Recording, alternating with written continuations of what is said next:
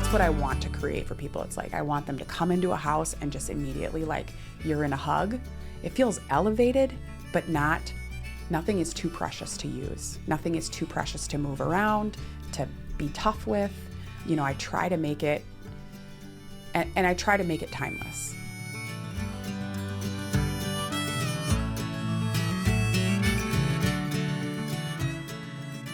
Today on the podcast, we had Laura and Josh from Tays & Co. And I've known them for a while, but it was really just a treat to get to know them on a much deeper level. And this one really is probably going to be called Dreaming Dirt and Dishes. And you'll have to listen to the podcast to figure this out. But if you are not moved several times in this podcast, listening to the passion of both Laura and Joshua and how they speak about not only each other, but how they've really shaped their company, it's going to be a special episode. So without further ado, here's Tays & Co. Welcome to the Curious Builder Podcast. I'm Mark Williams, your host. Today, I'm joined by a very special couple. I have got Tays & Co. and I've got Laura and Joshua here in studio. Hey guys. Hola. So we've known each other now for a couple of years. We had an informal group well before I started the Curious Builder Collectives here locally in Minnesota. It was our S7 group. Yes. The Silent Seven. Silent Seven, even though it was a lot of loud there people. There was definitely more than seven. Yeah, and nobody was silent. The loudest people of all time. Yeah. All of it oxymoronic. Well, as we like to do, tell us a little bit about yourselves. I'd love to dive into your guys' histories a little bit, and we'll start diving in. Sure. How did you guys, you guys have such a not cute, your chemistry is off the charts. Oh, it was interesting. you. Maybe I'll just pay you with a compliment first. Yeah. So, and this is really a compliment to your marriage, honestly. Yeah. And what I've noticed having met you guys over the last couple of years of Joshua, how he looks at you. So like you see these movies where it's like, Ryan Gosling is looking at, Emma, whatever Watson or whatever her name was in whatever movie, I can't remember. The Notebook. Thank you. Yeah, and it's like when you speak, I noticed this, Laura, like Joshua, I've never seen a gentleman look at their wife the way that Joshua looks at you when you speak. Really? It's like, yeah, no, seriously. I've actually mentioned it to other people in the group, like, because you watch Joshua's eyes, like he lights up when you talk, like he is your biggest fan. And even not knowing you guys honestly that well, it's very clear that you, to me anyway, I would assume you have a very good marriage, and mainly because of how he adores you. But the reason I bring it up, other than to pay you that compliment, is on the website under Joshua's bio, one of the things that it says was one of his chief jobs was to make Laura happy. Oh, for sure. Yeah, straight up. Anyway, he's doing true. That from my point of view. Yeah, he is very sweet. He is a very sweet person, and if I'm happy, he's happy. That's the truth. And that's like to his core. So. Well, and I pretty much admire you. I think you're really something. Wow, that's very sweet. And yeah. He's putting on a show. No, Yeah. I'm just kidding. And we are on a show, so well played, I know, sir. right? I did start that. Okay, hey, can you Venmo me that money, please, buddy? Yep. It's right, should already whole be thing in has your been coming set up. out. Yeah, this is a new setup. Well, tell us a little bit about how you started Tays & Co. and what it is you do. Yeah. So essentially for years when I was born, essentially, I loved homes. I loved the way homes made me feel. We didn't have a lot growing up. It kind of took time for my parents they had 4 kids. They had kids early. There was just, a lot going on. And so it took some time, but they always really cared about their home. My mom spent a lot of time making it the best she possibly could with what she had. And I always loved that. And so I always loved home. How I played as a little girl, right, was rearranging literally like the utensil drawer and things like that. Like that was what brought me excitement. I don't know why, but it just did. Still does it. I still do it. She still does it. Right. I'm like, I need a day to just putz at home and like move things around and make them better and more pretty. But so yeah, it was just always innately in me. And I think I, did talk about becoming a designer someday, but truly in my mind, it was always, that's not something you can really do as a job. I grew up in a very small town, 800 people. So it just, Were you in Minnesota? I was, yeah. The little town's called West Concord, but super small town, literally to the point where they had to take 3 small towns and make them into one school. So, so very small, and just like not very culturally diverse, just all kinds of things, like just a little bit sheltered, I think. So that seemed like a dream world. My dad was always very supportive. I literally remember even when I was like going to school to become a nurse, him buying me like an interior design book and kind of like, and it was always like, that's very cute. But so he kind of also, I think, always knew that it was something inside of me. But anyway, went down just kind of a different path, went and started school for nursing, then kind of switched to business management, and then was working more in kind of a business management role, kind of in the retail world. Then I met Josh, and that was kind of an unexpected meeting, I think, for both of us. And Josh looks very like, oh yeah. Where were you going to nursing school? Well, I was just going, so I started in just Rochester's community college and took my generals and then transferred to Winona. Okay.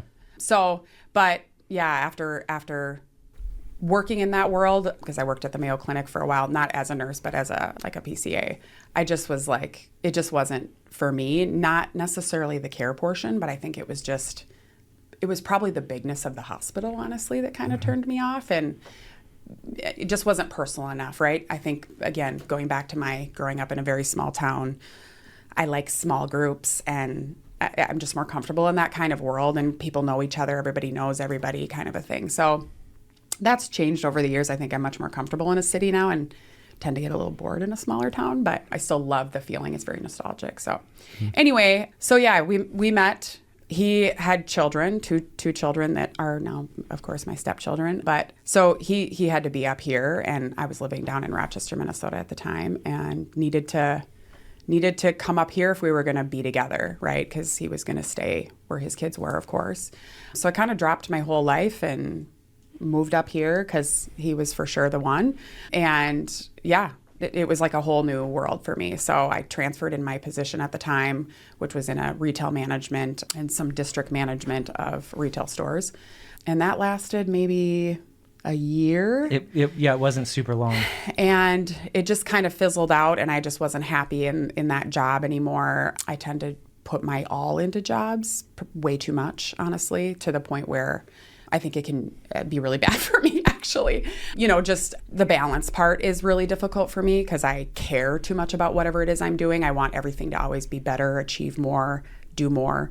And so I think I just burnt myself out, honestly, in that world. And he was like, just quit your job. Like, you're not happy. We'll figure it out. How many years ago was this? That would have been about 12 years ago.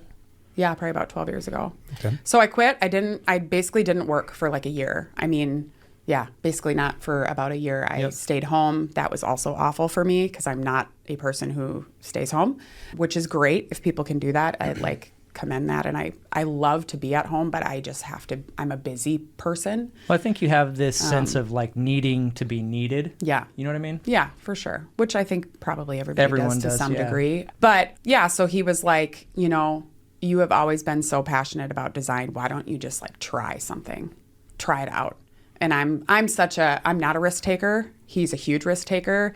I'm kind of, yeah, that's a nice dream. And he's more of a like, no, it's not. It's a reality. Just do it kind of a person, and kind of pushed me. There was basically a fundraiser at our kids' school, essentially. And, different people would offer their services as part of the fundraiser. Yeah, or items or whatever. So there was items a live or auction. Services or whatever it was. And so he's like, well, you could just offer your design service and kind of donate your time, and it's getting yourself out there. And I was like, all right. So we did it, got my first job, I guess, from that. And it was just like a playroom. It was very simple, but I did crush it. And so we did 12 houses on that block. On the literally the same. Really? Basically. It was like one after another after that. Yeah. So you gave away basically for this charity or for this auction a design service, and then led to 12 other. Yes, it was like everybody on that street was I was just at two charities a couple months ago for really good causes, and have you ever tried that model again in terms of like donating your time now that you're a very established award-winning designers? It's just before you asked that question, it popped back into my mind. I mean, I've thought about it from time to time just to expose ourselves to areas that we're not in. But I mean, I think I also thought about it be a good person. That also, I'm just going to add that part. You forgot. Of course too. But I mean, I think like if I want to just be doing something good and nice for people, I probably would choose something not related to work, because then it would just. So it doesn't feel like work. Yeah.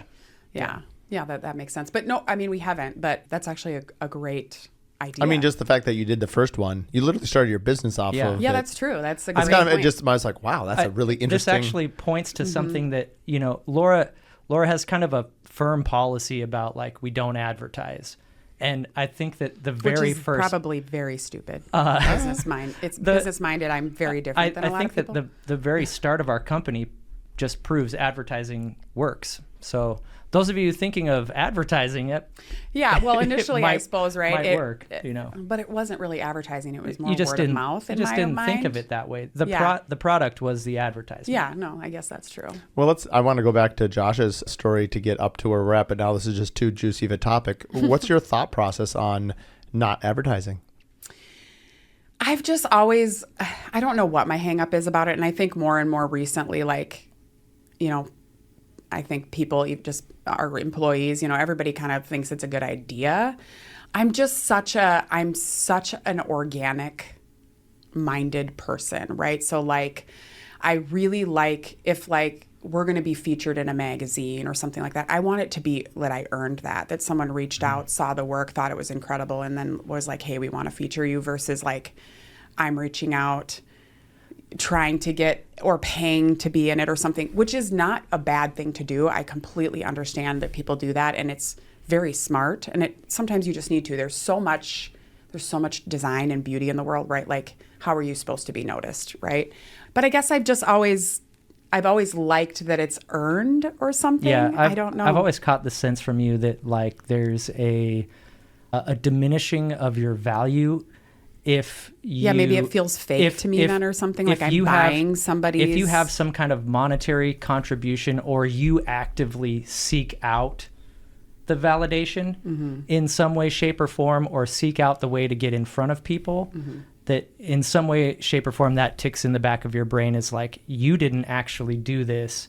It's not because your work was good or you are good. It's because you did some kind of reach out. Yeah, or no, that's incentive. I think it's kind of like not everything is binary, black and white, or 0 and 1s, right? Oh, it I mean, I definitely think isn't. you can see Yeah. the self-awareness that you realize that this is the construct that you've created around your mind and your brand, Yeah, it's and what totally my what motivates you. And there's really no right or wrong on it, because you just acknowledge like, hey, I understand this. It reminds me, actually, so Michael Jordan, famous competitor, obviously, he used to make up slights that didn't exist. He would say like, hey, Josh insulted me, and Josh would be like, I've never even talked to you, dude. And like he would, if there wasn't an actual slight, he would make one so that it kept him motivated. So he could get And after sometimes it. you That's might not great. even know it. I think we all do this to some varying degrees, and sometimes we're probably not as self-aware as you. Like we do create certain things that are motivating, because you could also have the inverted motivation. I am published, therefore I have to be good because now I'm published. I need to achieve because it could be it. because Yeah. you know what, it's a little bit. This is I'll ask you this question. It's been one of my favorite family questions for a long time. Is it harder to dream or harder to achieve? I'll let both of you answer this. Is it harder to dream or harder to achieve? Ooh. That's a I think there's significant pain in both. I think if you dream, because if you dream and you never work to achieve, you have this longing for something that could be in your life, but also this like pain that's inside of you about like, well, I can't, or I shouldn't, or it'll be hard. I'll never. And there's this, you see this, you see people that just kind of like ache their whole life, like do something in their life because they have to, but not because they like really, really want to, or it's like the desire of their heart. And so there's kind of a tremendous difficulty in just dreaming. So I don't think it's difficult to dream, but if that's where it ends, there's like a lot of difficulty in that. And to achieve, sometimes you get lucky and you achieve with very little effort. But on the majority of the time, achieving takes more effort than you think you have in the tank, more than you probably imagined. But because you have a dream to fuel that need to achieve, you can minimize some of that pain with it, I guess. think that's very well said. Thanks. I think for me, it's probably harder to dream. Because it's almost like unbearable if I'm not achieving, if I'm not like constantly working, constantly having a task. Like that's very difficult if you like stop and think about, I'm doing all these things and I'm constantly trying to, make things better or be more creative or do something fresh and new or whatever. There is so much energy to that, but that is very natural to me versus dreaming. There is a part of it for me that has always been like, that will never happen though. So just kind of try not to get too big of dreams because, I've always kind of shot myself down in that regard, I guess. And I don't know if that's from, growing up, in a smaller town and not being exposed to a lot of people that are doing a lot of really big things. It was like, and not that that was a bad thing. There was like this beauty in kind of a quiet life as well. But it has been always a little bit of like a fantasy world to me. I think like in my gut, I know I'm like very capable of a lot of success. Like I do have a lot of confidence in my skills, but I am also like my worst enemy and I'm very, very hypercritical of myself. Even when, I might be getting feedback that something's incredible that I've achieved that to me was hard, but seemed like, well, yeah, I will always have in my mind a response of, well, it could have been better or they're, people are just saying that or, I have this weird thing that I do, I guess, that doesn't kind of allow myself to dream so freely or something. Or be validated. Yeah. I don't really accept a lot of validation for some reason. I think something I notice in you that leans on that side of like achieving versus dreaming is like the act of doing is tangible, right? So it's right here, it's right now, and it can fill so much space. So like there's no room for anything else to come in if you are attacking a goal of some sort, whatever that is. Right. And if you are stepping back and allowing space for, dreaming or validation or whatever else, there is also space for bad stuff to come in. So there's space for that small feeling, that like feeling. Fear is that I'm really not, at the end of the day, right? And Yeah. the fear is like not succeeding in whatever that dream is, right? Like, yeah. I do think I sometimes can let fears paralyze me to a point, right? Like I think everybody does that to some degree. They're like, well, you don't know if you don't try. And, there's all those sayings that everybody says, but yeah. Do you feel that you have joy in the dream? Because it seems like I was just thinking about, because I speak in analogies evidently, and I was just thinking about pressure creates the diamonds. I think observing the work you do, which is incredibly beautiful work. You guys are very talented. And, you hear about like artists, the tortured souls. I mean, there's all these stereotypes that accompany, painters and sculptors and ultimately design is an art form in many ways. And so I wonder how much of that process is also painful. People love to say, hey, that's your superpower, but we all are constructs of our life that shaped us, the choices we make, and it doesn't come out in our work.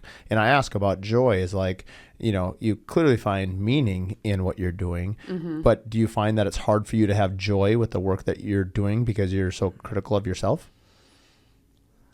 He wants to say 100% it's hard for me to have joy, for sure. I mean, and that's like honestly a really good observation so quickly and early on in this conversation for you to see. Yeah, I think I say that a lot, actually. I say a lot, I just want to feel peace. Like I don't feel peaceful. Like I say that a lot to Josh, like at home, privately.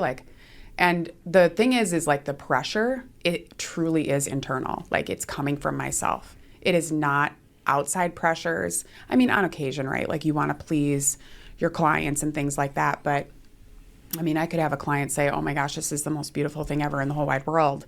And I will still be like, oh, you're holding yourself to such a high standard, so far beyond. Your client is actually not your issue at all because you are so far beyond what your client would ever expect. And like you said about, that sometimes that's like a positive. I do think it's a positive. I think it's a negative, of course, just living in that kind of state of mind all the time. And I do work on that. Like, right, I'm constantly thinking like, how can I just relax and like not be so tough on myself? And like, but I also think it's what drives me and pushes me to not just accept okay. You know, especially in design, if I'm like looking at a space, it's like, yeah, it's okay. Like, or it's probably more beautiful than most people might ever be able to experience. But I'm still like, there's something off, or there's something's not quite balanced, or, you know, could it be better? So yeah, I'm trying to learn to be more joyful, you know. But yeah, it is like it's a personality thing for sure for me. I am a little bit of a tortured artist, I would say that, inside my own brain. I mean, I say that as your friend and someone that has been with you. I can see it in some of your reactions. And so, and not that this is I'm not a psychologist, but I do find Sure. it interesting. Well, just from the standpoint that I don't think every asset has its con, and every con has its asset, like every pro and con, like they all balance out. You know, today I was talking to the designer who's extremely extroverted, and you know, her husband is very introverted, and it's very similar in my home. And so it's like there's no right or wrong, they're just different, and like they complement each other very well. And you know, I'd love to hear your point of view on this, Josh, that you know, what do you see? I mean, I'm guessing, I mean, honestly, this might even go back to the way that I see you value. I'm curious if you knew that about yourself. I'm guessing you did. You also feel it, but I wonder if you knew that everyone else could also feel it and see it.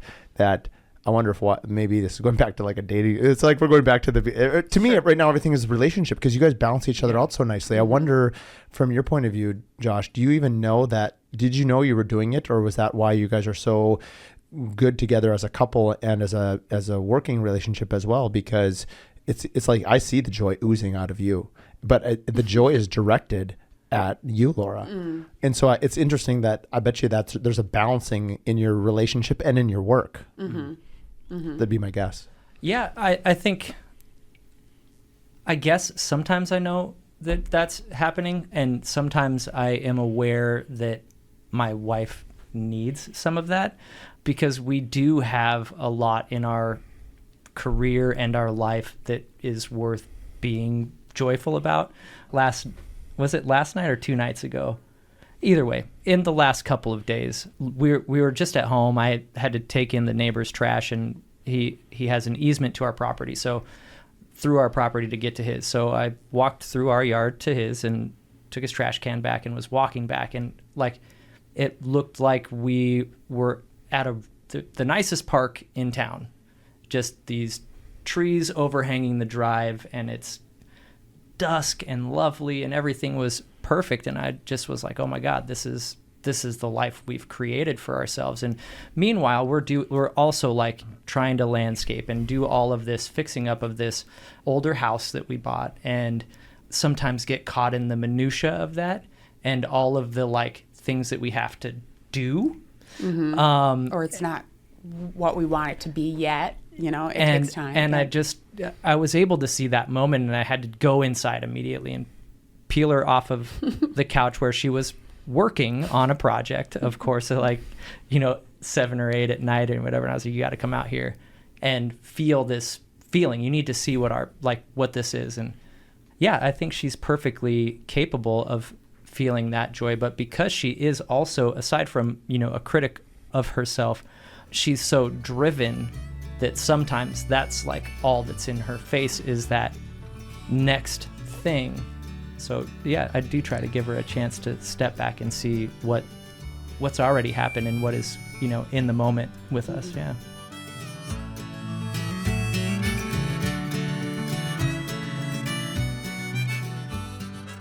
This episode is brought to you by Adaptive. If you're still chasing checks and juggling spreadsheets, it's time to upgrade. Adaptive is revolutionizing how builders get paid with AI-powered bill pay, automated draws, one-click payments, and built-in lien waivers.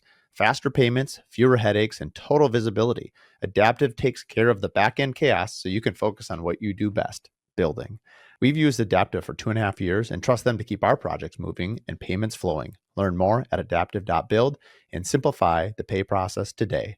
For more information, you can also listen to episode 10 and episode 15. This episode of The Curious Builder is brought to you by Olive & Vine Socials. If you're a builder, a designer, or an architect looking to grow your brand without dancing on TikTok or spending your whole life on social media, listen up. Olive & Vine Social specializes in Pinterest marketing, blogging, and email strategy for luxury home brands. They help you turn your beautiful work into a strategic SEO-driven content that drives real traffic and connects you with your ideal clients without burning you out. Ready to grow smarter and not harder? Visit oliveandvinesocials.com and tell them the Curious Builder sent you. Just so you know, I've been working with Alyssa over at Olive & Vine for 3 years. She helped us launch the podcast. She's helped us grow our brand at Mark Williams Custom Homes. I could not do what I've done without her help. And I'm more than happy to announce that she's our latest sponsor for the Curious Builder podcast.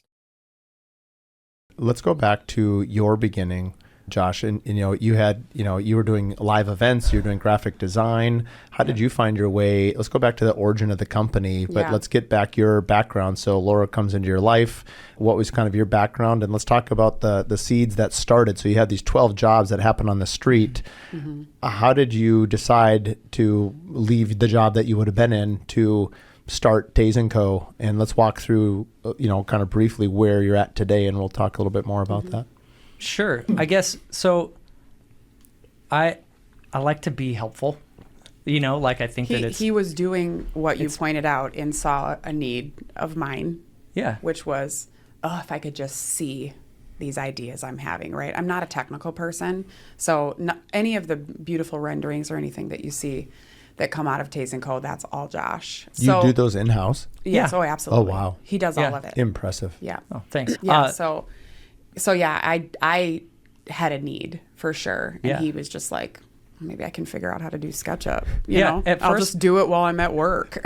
Yeah. At first it was like, okay, you need someone to hang up art and decor and help you unload trucks and load the storage area and whatever. And it was like, that's great. We can bond. We can do these things together. It'll be fun. And then it was, okay, I'm having such a hard time showing my vision to people. How could we do that? And so I just was like, well, I know people model stuff.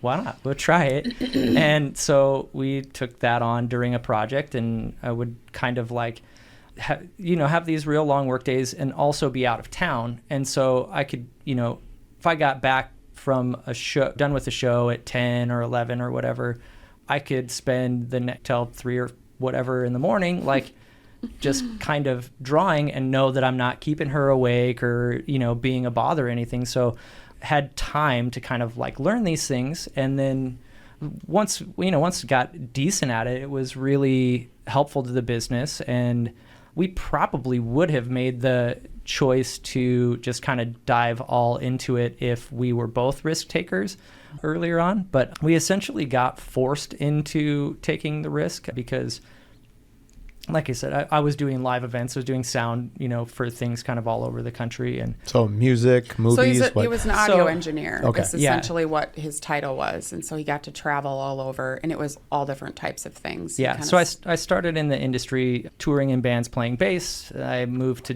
doing sound with bands, and then I toured around with bands and also, churches and some stuff locally, and then got into what they call the corporate world of this. And so, that included things for large corporations. They do sales events and award shows and like a contract, like a live podcast, something like that. Stuff for like NPR or whatever, So, you've hit it big when you produce the Curious Builder podcast live. Huge. Big time. I mean, I will be leaving my card and praying every night. So we'll see. Yeah. But so I think we always dreamed of, like, he loved his job. He was very good at his job. And I think we always dreamed of, like, wouldn't it be cool if you could not do that job anymore? So you're not gone so much, because literally our pretty entire hard on the first family. How old were your children at that time? When we met, they were 8 and 4. And 8. Yeah. And I mean, that was the majority. I mean, until COVID hit, really. He was gone about half of the time, literally gone on the road. So we were very used to that. And actually, our relationship kind of flourished that way. You kind of always miss each other, right? Right. Yeah. So you're very focused on each other when you're back together, and even when you're apart, right? He's trying to be helpful and whatever. But yeah, when COVID hit, it was like, there are no more live shows. Yeah, you're out of a job. I mean, he was self-employed, so he worked for lots of different companies. They would call him, hey, we have a show. And so So that's, you were essentially moonlighting with graphic design to help support. Was it called Tays & Co. at that time? At what point did you name it no. Tays & Co.'s? No, it wasn't. No. No. We had a sweet name. It was terrible. What was it? Posh Digs. So Posh Digs. So I literally had somebody once. I This is the best. I posted something on on like Instagram Pinterest or Facebook or years ago, whatever. right? And something under my Posh Digs name, and some random person saw it and was like, "There is nothing about this that is posh." I was like, man. The emergence of trolls knows you. That means you've made it. Right. And then I Yeah. was kind of like, you know what? They're kind of right, though. Like, I wouldn't say posh is the way I would describe Yeah, the it- design at all. But, I think I was just trying to be cool or something. Yeah, I don't know. Like, yeah. come up with something real Yeah. quirky. Like it's a band name. Right. Yeah. Posh Digs. Oh my yeah. God. So, right. That's amazing. So fast forward. So COVID hits. Josh is hits. out of a job. Yeah. Yeah. You've been honing your craft at this time for 4 or 5 years Yeah, now. he was literally working 2 full-time jobs Yeah. at that point. He was doing all of my renderings for every project and really was very heavily involved in all of the projects, but also on the road. And then, that stopped. And it was like, well, Let's go. if there's any time, Yeah. now's the time. And it was absolutely the best thing we ever did. Like Yeah. it was, we are very good together. We are a yin and a yang, right? There's so many things that we like align on and are similar on, like a lot of the same things, but we're also very different personality wise. Like obviously I think you can tell very quickly, like he leans very optimistic, glass half full. I'm like, everything's going to fall apart. And, but we balance each other out in that way. Cause sometimes I think he can almost Yeah. go too far the other way, little like too too dreamy. positive or Yeah. too whatever, where it's like, hey, but we should consider that things could happen. And, we have to have a plan for those things. So Yeah. it was like kind of the best thing we ever did. I think even though he was kind of, helping full time and whatever, there was never a true ownership for him in like what we were doing. And so I think that was really good for him to feel like he was truly like a part of it. He had a role and things like that. But that took time, right? Like we are very good together, but man, that first I would say it few took weeks, almost a year, maybe. I was just gonna. I was just thinking in my head, like it probably weeks took ago. us. It probably took us 3-4 years to like Really fully dial. our roles and things like that, right? Yeah, because we're both very stubborn people, and we're both very driven, and we both kind of want to be the one, right? like I'll be the one to make the choice, or I'll be the one to whatever. But I think once we kind of figured out, like, you be the one in your department and I'll be the one in my department, and we like don't step on each other's toes too much. That was good. But yeah, those first, like, especially because it was like COVID hit. Okay, everything stops. You're not going anywhere. On top of each other. On top of, we've never been together full time, really. Uh-huh. Even though we'd been together, we've been married for whatever, 8-9 years at that point. That was not a thing. It was like, and then we were working together out of our house, constantly sitting right next to each other at this small little table at the time. So Mark, I'm gonna drop a truth bomb on you right now. I don't always look at her the way that I look at her. Ooh. I can tell you, if I were to eat next to him, The noise. the glare. It's like That I like would this. get. I'm trying to work, and I'm munching. her apple is in my ear, Yeah. and it's just like I'm trying to be like, oh, it's cool. it's just He'd give me this look, death look over his, just disgust. Yeah. And then that look in turn would make me livid, right? It's like, wow, Yeah. I'm just trying to like nourish my body and This is you amazing. can't, I like a basic need of my life. Yeah. So that, that was tough. Some of those moments were My a little cheeks bit, hurt. Yeah. Some of those moments were like, it literally was, I literally can't stand the way you eat. I cannot stand the way you chew. This is I can't. Yeah. And I had things too. It was like just stupid little things like that you don't pick up on when you're not together constantly. So we kind of early on were like, we got to get a studio. We got to get out of this house. We can't be here and in the same literal like 5 feet from the space. and just so we were working in the lofted space in the condo we were at, which we could fall off of it into the living room. So it was Didn't have a railing? No, we took it out. It was ugly. We just said code schmode and made it feel better. Yeah. Did the kids ever put pillows down below and jump off into the pillows? They didn't really do that. Yeah. No, I mean, it wasn't a terribly high. It was like 5 feet up. Oh, okay. Yeah, so it wasn't super high. But anyway, so yeah, but that worked itself out. We got a condo, or we got a studio. Is that the studio that I visited the other day? That we've been at. Yep. So, and yeah, we've been at that studio for what, 3.5? Almost 4 years now. Which does track, I guess, with COVID being 5 years ago. So yeah. That's pretty great. I can totally relate. My wife and I dated long distance, and it's that rush. You don't see each other for a week or two, then you see each other. It's like this storybook thing, and then you're there every day, and you're like, man.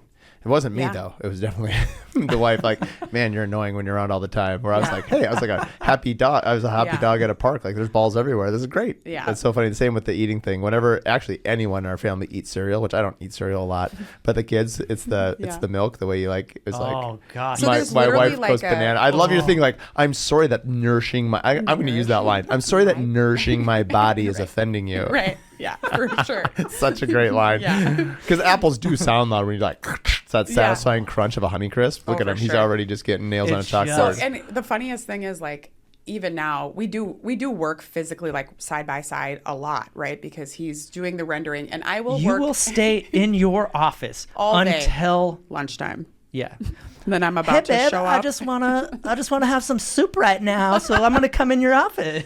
For sure. It's like the minute I need to eat, I'll come in to talk to him, because you can relax, because now you can do two things at once. You can eat and talk. Totally, and he cannot. He cannot multitask. But yeah, and so we still have those moments. You can eat and talk, yeah. But that's the extent of it. Yeah. That is amazing. So your clientele at the time. So I mean, you've worked on. We'll talk. Maybe I'll just tease this now. So. If you are not familiar with Tays & Co., you need to go check out their website. It'll be in the bio. But, last year, you guys won Best in Show for the Midwest Design Awards. I mean, you guys got cleaned up. It was like 14 awards. It was like, 23. 23. Dang, I was pretty close. Yeah, you were close. And I was that's even me being exaggerating my normal self. Usually people take whatever I say and divide it by 2. But in this case, people, I was really close. Yeah. Anyway, my point was, that house was insanely beautiful. Thank you. And I guess where I'm going with this is, how did you see that ramp up to the work that you're working on now? Because your stuff is, because I assume you're building stuff around the country as well. It's not just Minnesota. Yep. Yeah. I think honestly it was a little bit luck. I mean, I think obviously we have skill and talent and things, but the very first new build project that I got to work on, right? Because when I very first started, like I said, my very first project was a playroom. And then it was like, oh, we want. But you crushed it. But I crushed it. Yeah, so. But thank you. But then it was like a full main living space, and then it was like, oh, well, you're going to have you do a small remodel of our house, and it just kind of grew. But eventually, this is a full build, and there wasn't a lot of budget constraints. Obviously, there's never like an endless budget. But how did you meet the person, or how did that? They happen? saw work. Basically, everything up until. We were published, which I don't even remember when that first happened. Was that project everything that we were on? Was word of mouth. I didn't post. I didn't have a website. I didn't have a website, Mark, until this year. Live, ever. Okay, so like when I say I'm like really driving home this like I don't advertise thing, like I was really driving it home, which is I completely get is not smart. I think for 7 years, a splash page that said coming soon. Literally. That's amazing. Yeah. Talk about a teaser. Jeepers. I really like to build it up. Yeah.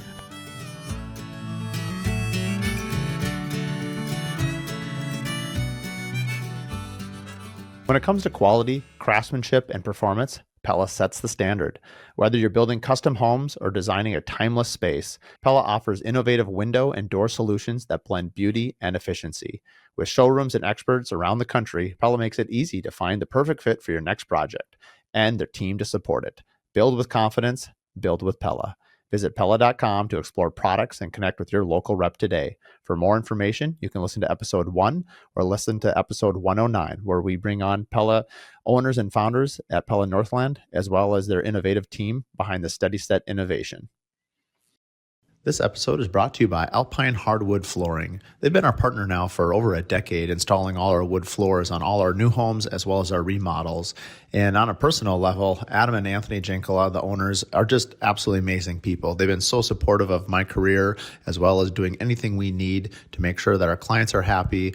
And they work so well with our other vendors and trade partners at not only protecting their product, but also ensuring everyone else's looks great. So if you're looking for a wood floor or for a refinish, I highly recommend Alpine Hardwood Flooring. So I got very lucky because I think I had always, when I was working on smaller projects or remodels or things, I was always thinking, man, wouldn't it be amazing if I could really do what I know I'm capable of doing? Well, then I got this opportunity. It kind of fell in my lap, and it was like, do the cool thing, try the extra customized item and things I hadn't really gotten to do. And I think it was just right away I was able to then show a whole nother side or level of design that I was capable of. Do you feel like that was the thing that really tipped the scales or put 100%. rocket fuel on your... It was that project for sure. Yeah. And it was, it's the Gull Lake Cabin project if anybody wants to go look it up. Oh, I'm going to check it out now. Yeah, but it was like, that was kind of our first real, it was his first kind of full rendering a home, and we actively designing rendered together. Some partial projects, but the full home, and it was a really good result. The house was really beautiful in the end, but it was truly it was truly my baby. I wonder. So if I just want to circle back to this, if what we're trying to get at here is what's the takeaway for a young team trying to find their ramp up, I would say the through line, which got us to this project, which really kind of kicked off our, kind of like colossal portion of our career, if you want to call it that, is that at every project we ever had, Laura was insistent that it be better than what the budget of the project is. So she we had, it was a lot of smallish projects, but we overextended what we were offering, what we should reasonably be offering people. It was giving more than what time maybe that what we were that what we were being compensated for. Mm-hmm. It was extra time to find the one piece that fits inside of this budget that feels like a piece in the next level up, and not accepting anything less than that, which made every one of these projects, which were, a little bit smaller in scope, a little bit smaller in budget, feel like something that would be enticing to someone that wanted to do a true, kind of dream home. Mm-hmm. I mean, that's really, really thoughtful and, well said. Again, Josh, you should be a poet laureate here. Well, I'm just literally, he makes me look terrible. No. I always say he's super well spoken. Yeah. Well, I forget the thing he said about, he had some, what was the technical thing he said? I don't know, but I'm sure there'll be more. You and I, maybe Laura and I are more similar. I'm like, you lost me at the inline girder Tommy Boy quote. I don't know what you're saying. Yeah.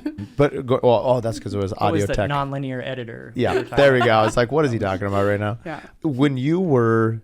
was that a deliberate choice? It seems like it was, that you were always going to underpromise and overdeliver. That's the tagline, if you will. Meaning you always want to give more than was expected. Was that a drive that you were conscious of? Or No. When did you become aware of it? The way that Josh just articulated it. I actually can't believe that you weren't conscious of that, because it was it's just that maybe whole it's just thing baked in me. into you. It's that thing that's baked into me of it's not good enough. A little better. It's not good enough. But see, there's the positive of it. Yeah, there is. And I truly, it like he said, it's kind of a non-negotiable in my brain, and sometimes I think I do kind of drive certain people probably on the project crazy, because I'm like, it's not right. That's not the right thing to do, and we shouldn't just do it because it's easier or it's faster. Do you find yourself in conflict with builders? Because sometimes, everyone has their part to play. Because you do architecture? Or we do architectural design. You do architectural design, but you also work with architects as well? Correct. Yeah. So when you have a builder, obviously the one you worked on, it was Maca Architecture? Marca, and Norson, that was three, separate people. And we won't use that job for the question, but just to make sure that this question frames is as a builder, one of our jobs is to get the job done, to for build sure. it. And then Yep. the second is obviously to align with whatever the budget expectations are. Yeah. When there is an art form, it's not science, it's art, and it meets in the middle. I know you know this because you wouldn't be here if you weren't. How do you balance that? You know what, this is good, but it's not quite good enough, especially when a lot of the other people, including the client, don't really see that. Yeah. Have you ever run into conflict where either the project is held up or someone's asking for, this spec or design, or the builder saying, hey, we need to move? Has that ever been an issue? So, I mean, everything has I think a learning and a growth process, right? And I think we're continuing to do that all the time, right? How do we better do this? How are we more efficient? How are we trying to stay on budget?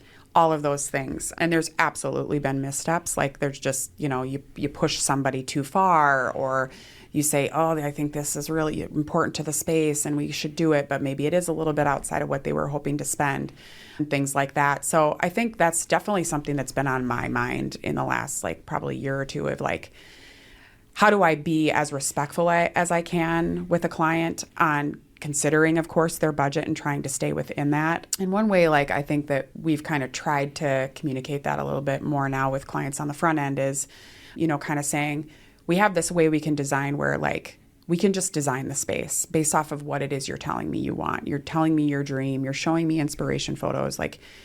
Can I just design it, which is not always the smartest way to do it financially for us probably, but design it and then we bid it out and let you choose what gets removed, if anything gets removed. If it's over what we were hoping to spend, then take things out. But then you've seen what's possible and you can be the person to make the call on what driver's seat. What needs to stay. Because sometimes you think of things often, almost always I'm thinking of something that the client didn't even think of or didn't even know was possible for their space, right? And probably anybody that's doing design can do that, right? Because you're what about this? Or this would function better actually if they did it this way, or things like that. So, but it's such a hard thing, I think, when you're designing custom homes to really know what it's going to cost. Because sometimes it's the first time you've designed that thing. It's a custom. prototype. Yeah. Totally. Right? It's unlike I'm starting from nothing, or I'm starting from maybe something I've kind of done, but there's this new take on it. And so I just try to be as honest with people about that now. I don't think in the past I always was, because I think I just wasn't even aware. It was oh, I'm going to design this super awesome thing. And then it's you get the bid back and you're like, holy cow. I meant to say this earlier in the conversation. My dad was a builder, built maybe 800 to 1,000 homes over his 30, 40-year career. And I remember asking him as a kid, I said, when you go through your home, what do you see? And he said, I see 10 things I could have done to make the job, or could have made it better. And I think he said is you could never go through a house and not see ways to make it better. Oh, for and sure. You were kind of using it as a negative, but I think that's true of anyone that creates something. I think, I can only speak for myself. I look at how my career has progressed and the level of talent and skill and knowledge I've acquired. The homes I build today, I'm proud of every home I've ever built. They've always been good quality, but the sophistication and the architecture partners, the design partners, we're a different animal than we were, 15 years ago, even 10 years ago, even 5 years ago. I mean, you continue to evolve and get interested in new things, and it helps define who you are. But there's no home that I can't go into and find out, 10, I could probably find Easy. 50, oh, yeah. Things. Because you don't know what you don't know. And Until it's you're in not, there. I don't think it's necessarily a negative thing. No. I think it's just being aware now what we choose to share with the client. I wouldn't go to a past client's home. It'd be disrespectful, in my opinion, for me. Right, and to point go out. and point all the things I should have done differently. Because hindsight, but I think it goes back to, now I'm speaking to just the broader audience of builders, is just that, we're building prototypes every time. And I think it would be extremely self-righteous for any of us to think that we can nail a prototype right on the first time. Yeah, You name anything. I mean, I was just listening to a book tape about the Wright brothers developing the airplane. Hundreds of things crash. Thomas Edison famously said, he goes, I didn't create a light bulb. I created 1,000 things that didn't light up, or something along those lines. Failure, precedes success. For sure. And it is that iteration process that makes you what you are. And I think the real thing is can we learn from the thing that we would have improved? Exactly. So next time it's better. Yes, for sure. And so I think that's definitely what yeah, like we're always trying to do effectively is like, okay, this could have gone better, or this could have been whatever. We could have considered this budget more, or we could have communicated something earlier or whatever. And that all comes with like the more you organize your processes and how you're doing everything. And, you know, we really would love, best case scenario every time, to be that the house is 100% designed, every selection is buttoned up, and everything's documented, and it's handed over, and it's bid, and it's right on budget, and we start right on the day. And I thought he was the optimist. Yeah, you know, and that's like, I mean, and that would be like ideal, you know, Right. but it's just like, you know, sometimes you get, the client comes and they're like, oh, we want to break ground in 2 months. And you're like, well, holy cow. Like, it's just, it takes so much more time than that. And it, you know, so yeah, you can kind of make people frustrated sometimes when they want something that's just, they don't understand that maybe it's not possible, or not, maybe you can't do it well in that time frame. When it comes to kind of the possibility of conflict with various tradespeople or general contractor on this concept of like, we have to do it right, it's inevitable, right? Because we're all people and everybody's doing a job, and there's, you know, everyone has their own sense of ownership in that. So if we're coming at things with kind of new ideas, different ways of doing things that are going to be challenging and or not require like going through that same traveled path, following that rut, that place that feels easy, you know, you're not going to mess up, that brings fear into people. What if we don't, to your point, do it right the first time? What if that has some kind of cost and this feels scary? And just that initial like trigger can just start a conflict. And I think that also, because people have been doing this for a long time, they've experienced that kind of, let's try something new, and been burned, you know, and have their own prejudices going into this. So like, oh, well, you're the designers, you're designing something we can't build. And I don't think this of everybody, but it's a thing that can happen. And often for us, we're not working with the same teams over and over. So it takes a minute to build this rapport that says like, hey, we can do this together as a team. That says like, hey, when you come up against something and it's not the way you do it, instead of just doing it the way you do it, give us a call. Maybe we can figure this out together, you know, and we can have our like collective brain trust be better than any of the individuals of us. And so, yes, there can be conflict because of it, but it's also, as long as everyone involved is willing to try and ameliorate that, it can be squashed and also end up being the things that become like these apex moments in careers for everybody. So because nothing that's easy is awesome. And do you know what I mean? And then almost it nothing also that's like super easy ends up being super awesome. Exactly. It's the things that are very difficult, and when you achieve those and they turn out and you put everything into it as a team, that it's like, holy cow, you know, we did that cool thing or whatever and made it successful. Yeah. So. And then for those tradespeople, you know, that part of the project that they were involved in, like that's a thing they can do now. And that's a value add that they have.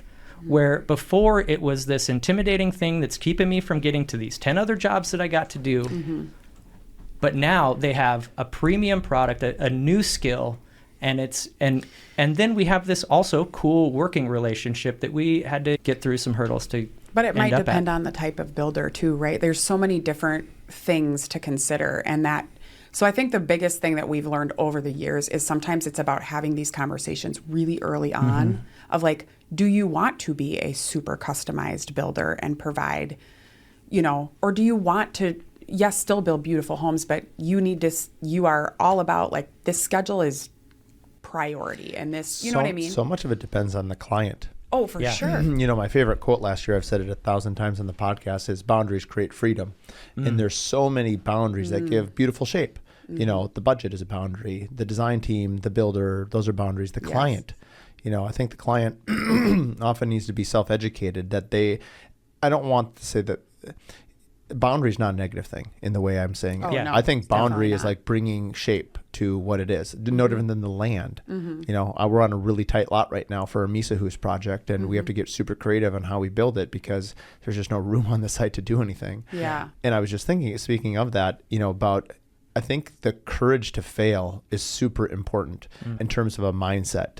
We have, in fact, I just had this call today. We're doing R12 zip panels on the outside of this home. And there's not a lot of builders in Minnesota that have done R12. I've asked around and everyone's like, why? They don't even say yes or no. They just say, why are you doing this? Like, well, okay, that answers that question. Yeah. And there is someone, so Michael Anschel from Otagawa Anschel does a lot of remodeling. I've had him on the podcast, and he is just an incredible person of knowledge.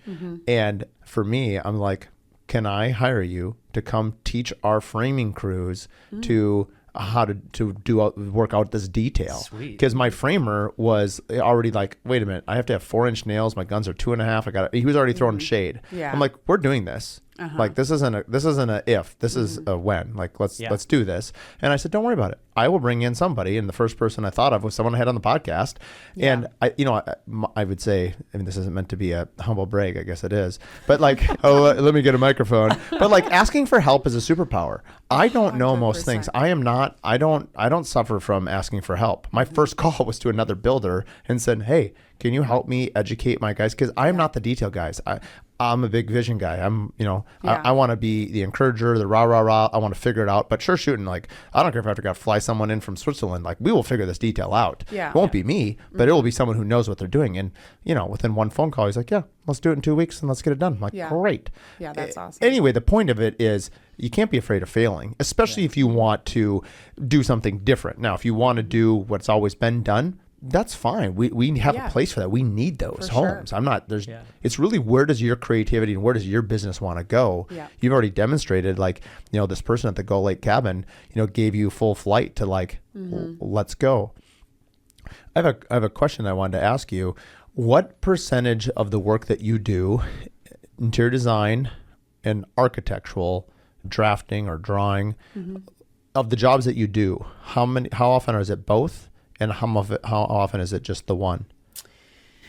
I would say now, and more recently in the last year or two, we are typically doing both architectural design and interior design and furnishings. It's kind of like the full meal deal, start to finish kind of a situation. You want to hear a really cheesy thing? Yeah. Okay. Did you make this up? I Yes. always forget. Okay. No. You already know what he's going to say. Oh, it's so stupid. I already want this. It's just very cheesy, and it's probably is great for marketing. It's alliteration.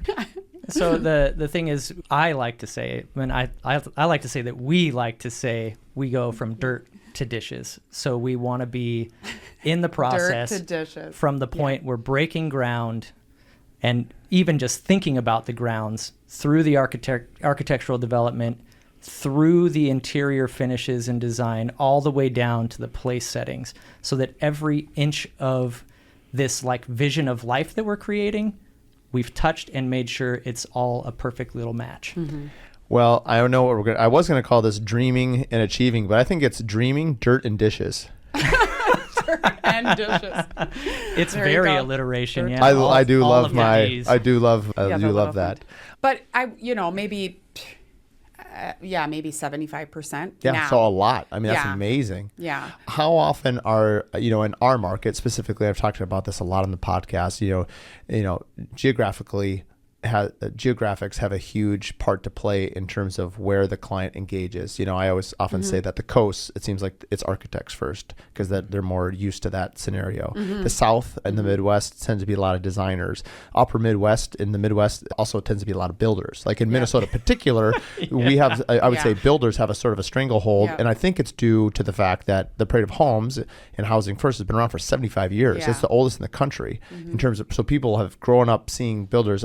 I guess my question is the clients that come to you, are they already attached to a builder, or are they coming through your brand and through the Coming Soon website referrals? Through all the advertising. Through all the ridiculous amount of advertising. Yeah, that's really where it all comes. Never mind the 5-page spread you just had in magazine editorial that you earned. Oh, yeah. Yeah. Yeah, that was a good that was a good one. I haven't read it yet. It's on my desk. Anyway, the question stands. Who's first? Are you first, or is a builder coming to you and then bringing you on? I would say it's probably half. So it's 50-50. You know, and there's a lot of times people come with a builder. Sometimes people come with an architect. It's almost always client driven to us, though, not necessarily the builder brings the client to us. Okay. That's true. Yeah, because what he said earlier is we aren't just because of, I think our projects are spread all over. We aren't just like, oh, we work with these two builders like all the time. It's like, it's kind of almost always a new scenario. It seems like we're like with another new builder. Oh, this is a new scenario,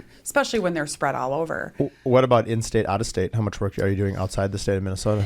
I would say half, at least half. Yeah. Okay. So, quite a bit. Yeah, and even the projects that we've had in Minnesota, majority of them are not even like in the cities. Right. You do a lot of stuff up in that. We do a lot of stuff up, and that's Brainerd where that Lakes first area. house was, Yeah. right? Right. That's that very first home that I think kind of helped kick off things for us was up there. And so then it's kind of like people think, oh, they do lake homes. You know, it's just kind of how people think, which is great. Not a bad spot to be pigeonholed. I into. would love to do more projects locally. You know, one of the things I always like think about is like, and maybe this seems silly, but my parents have never been in a home that I've designed. They've never gotten to walk through a space that I've designed. Never. No.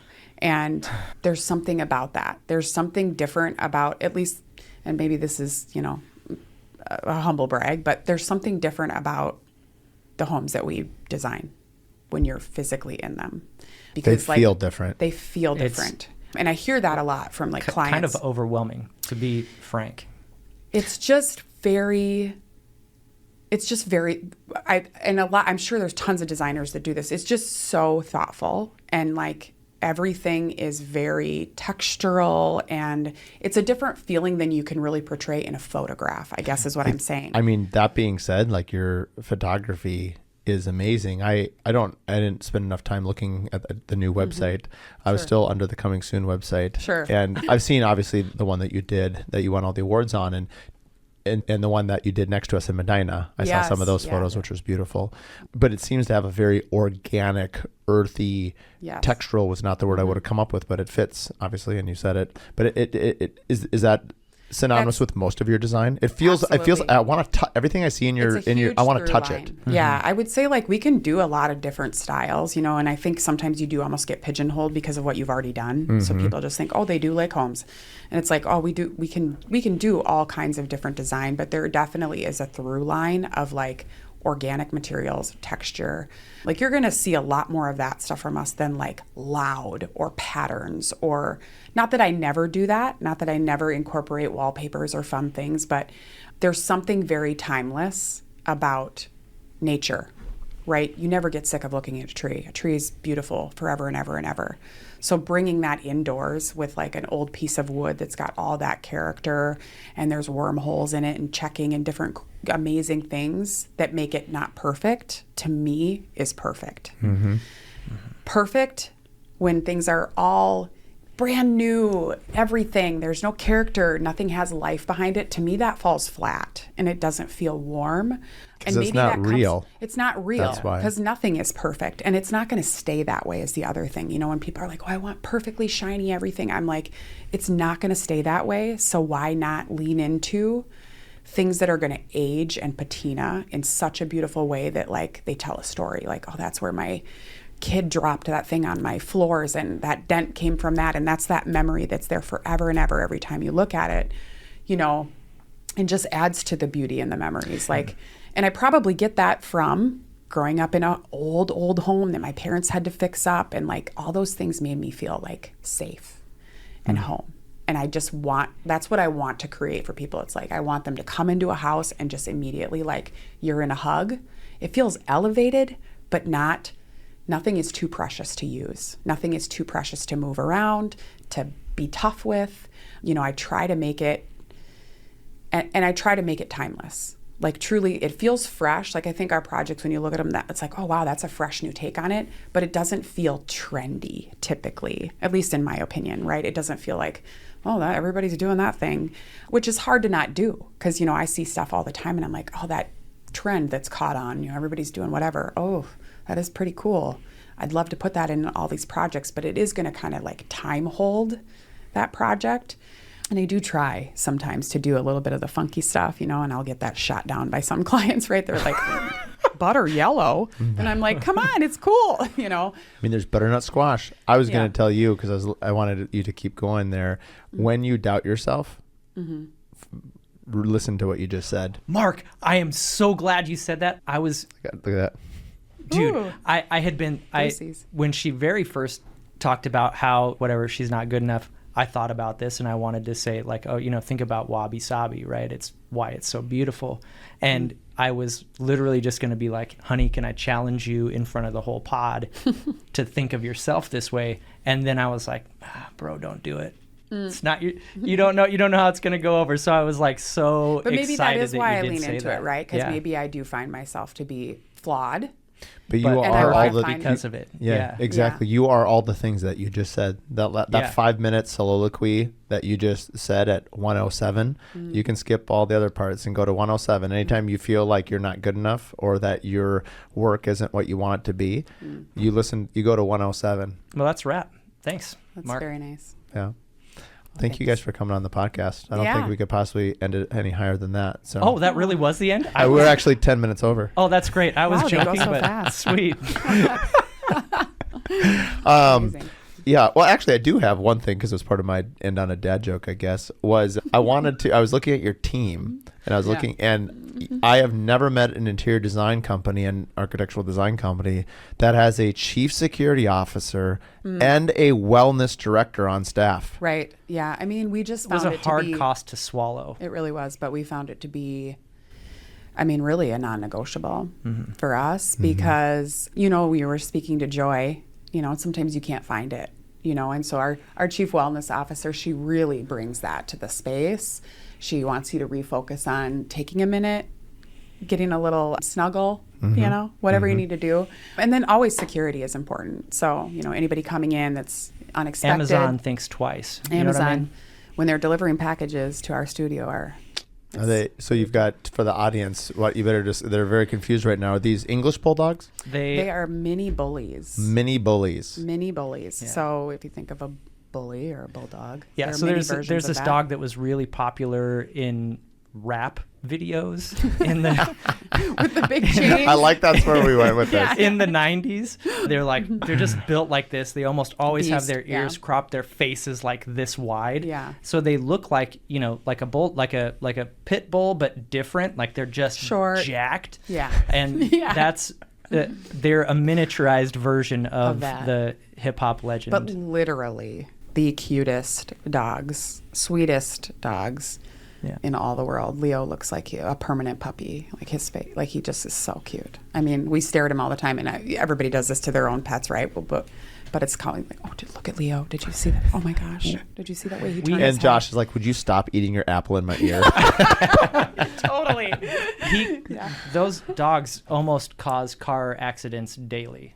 No joke. People, I like, mean, they're so cute. Sticking their head out the window, just And wild. always stopping us to, oh, those are beautiful dogs. I'm like, I know, right? Yeah, they're so cute. So funny.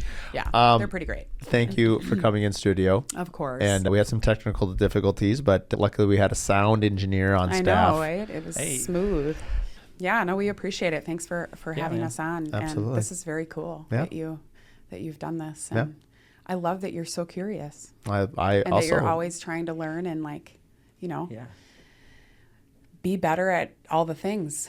Yeah. It's cool because I think a lot of people, like we all, especially in a creative industry, I think everybody can get almost like an ego, like, well, I know it all.